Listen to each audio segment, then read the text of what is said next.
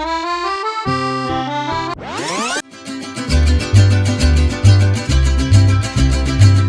everyone, welcome again to Cynthia's Culinary Corner. I want to tell everybody a big hello, especially the community at Happy Healthy Valley.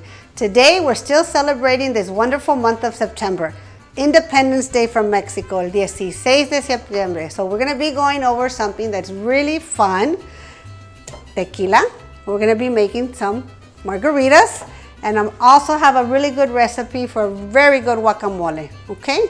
But first of all, I want to give you a little history about the tequila, a little bit of nutritional anthropology. That's one of my favorite subjects because I really love the history of nutrition because it comes from people and cultures, and I love to learn about all of that, and I like to share that with you. So, tequila comes from Mexico, and only from Mexico in order to be called tequila. I do know that they are making tequila in other parts of the world, in Europe, but they can't call it tequila because it doesn't come from Mexico. So that's really neat and very special. Just like champagne. You can only call champagne if it comes from France. Anything else is called something else, like a Prosecco, or like a white bubbly wine, or a rosé bubbly wine, but it can't be called champagne. Same thing with tequila. So that's very interesting. Also, there are many different forms of tequila. We have the light ones, which are the white ones, and then we have the ones that are a little bit more amber. That depends on the aging process. So, in order for tequila to be tequila, you want it to say 100% agave. It comes from the agave plant. Something else I learned. The agave plant and tequila dates back to 1000 BC. That's a long time. So that means that there's a lot of history there, a lot of richness, a lot of goodness that we can use.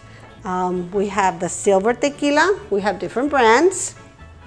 We have different aging processes.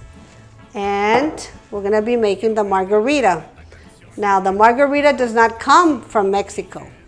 It dates back to about the mid-30s, like 1938, 1939. There's a lot of different stories going around where it came from. But one of them is that it came from Tijuana, the border of California. And the nice thing about that is that we can mix all of our flavors from Mexico to America and all the different types of cultures that come into play. So let's get started. This particular recipe has one of my favorite liqueurs, Grand Marnier. Why? Because it's a cognac brandy with orange bitters and a little bit of sugar. That just gives it a nice fresh taste. So you can add lime to it or a little bit of orange, but we're just gonna have a lot of fun. Now I cut this recipe in half. The original recipe is for 16 servings. We did 8. So I will have the recipe posted for you all. And if you have any questions, you can just let me know. So what we're gonna do is we're gonna add the tequila, which I already have measured out.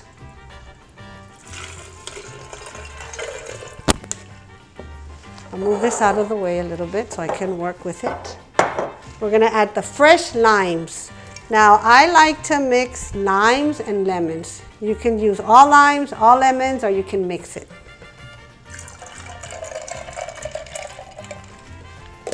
The Grand Marnier goes in there.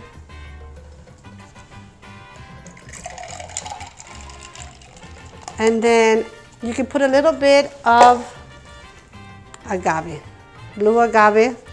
I like to use just a little bit because I like my margaritas to be a little balanced, you know, not too bitter, not too sour, and not too sweet. So it's really just for taste. I would put about a tablespoon for this amount. And then you just mix and mix it up. And then the fun part is you can get a glass. You can either put water, but the best thing would be to put some lime. I already have it cut up. Put it around the rim. And then you can use your margarita salt. You can also use different types of sugars. I know they have like the orange kind of sugar taste, like a little candy taste. But I wanted to do something that we really like in this part of the area, the tajin. You know how we like to put that on fruit and vegetables, cucumbers. And what you do is you can just kind of dump it upside down. See how pretty that looks? And then you pour your wonderful drink in there. You can add some ice too. There we go. And then you put a little lime on the side. You can even add a mint. See? Nice, right? Very nice. So we have that right here. And what I wanted to show you is that we can pair it with a really good salsa and guacamole. I want to tell you how I made the guacamole. That'll also come out. Post it. What you do is I like to roast Roma tomatoes. You can put them on a pan or you can put them in the oven. And also the serrano peppers. And then I use the purple onion. I put a little bit of orange or tangerine juice along with the lime juice and of course cilantro and garlic. Okay, and I'll be showing you how to do that posted. It'll be posted. And you just mix it all up. And this is just a wonderful little dish you can serve.